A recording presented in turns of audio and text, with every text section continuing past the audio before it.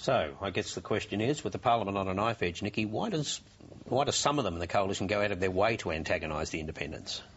Well, I think they've taken a decision with Oakeshott that no matter what they do, he's rusted on Labor. I mean, it was no accident when Hockey went into his electorate and said a vote for Oakeshott is a vote for Labor. It's a very deliberate strategy on his part. And the other line that Hockey used that really got up Rob's nose, apparently, was, I'm not going to be growing a beard anytime soon because I won't have to hide from anyone. So there's... Is it a little soon to be writing off Rob Oakeshott? Well, you could point out that he voted against the flood levy the other day, for a start. I think this is really... they may have made the decision that he's rusted on, but let's face it, his seat is one of those classic National Party seats, the seat of Lyne. Now, Rob Oakeshott is travelling badly in Port Macquarie. A lot of people aren't happy with him up there. I know that just from being on the ground up there earlier in the year. It's a bit like Bennelong for the Nats. They want it back. They think they can get it back, that he's vulnerable. And I think he's also the independent who is the most vulnerable, if you like, because he's new. He hasn't been able to build up a personal vote, if you like, so he's easy to knock off at the next election, much less confident in his own skin in the federal parliament than somebody like Tony Windsor, who's got, a 75% primary vote or something. And won't be standing next time anyway. Rob Oakeshott's got a young family of 4 little kids. I think they're partly doing it just to keep the pressure on him because they think they can sort of unnerve him. I think it's as much about that as anything else. Also, they are determined to go all out to win that seat. And they have decided that, OK, he might be voting with Labor on the occasional issue, but there is no way, when it really comes to the crunch, that he's going to be siding with the coalition.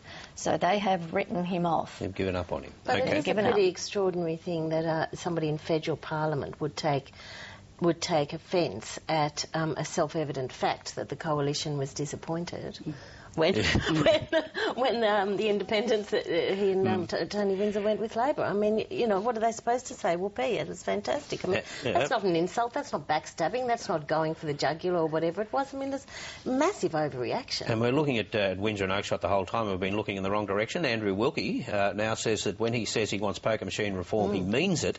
And it's not just a question of the government voting for it and the opposition opposing it. He would take the government responsible. Here's Andrew Wilkie. Yes, my support for the government hinges on it achieving that. And some of you would have seen in a newspaper this morning my comment, it's a test of leadership for Julia Gillard, but I think she's up to the task. So he's saying that, yes, if the opposition opposes it and Gillard supports it, but it still goes down in the Parliament, he'll take that as a no. Look, I think if I was Andrew Wilkie, I'd be wanting to make sure that I'd, put my markers out there, remember me, I've got an issue, don't forget me. And there aren't any indications yet, I don't think, that his reforms are necessarily in trouble. I mean, it's a tricky issue. There is a lot of lobbying going on from the clubs and pubs, but I think this is more of him setting out a marker. I'm also an independent, and you can't take me for granted, because I think he really is seen as locked in with Labor. But he's also not kidding. I spoke to him about this the other day, and he said while he might not give his support to Abbott, he will take it away from Gillard if she doesn't come to the party on these gambling reforms. And the way things are going at the moment, it looks as if the government will have to legislate federally to get those reforms to override the states. There's some talk already of a trial in Tasmania, in his home state, to limit the amount that people can spend on the gambling. Yeah, that hasn't been confirmed. But it is a very vexed issue, because he wants mandatory pre-commitment for machines, but he wants mandatory pre-commitments for players as well. Now, that is a pretty big change. So.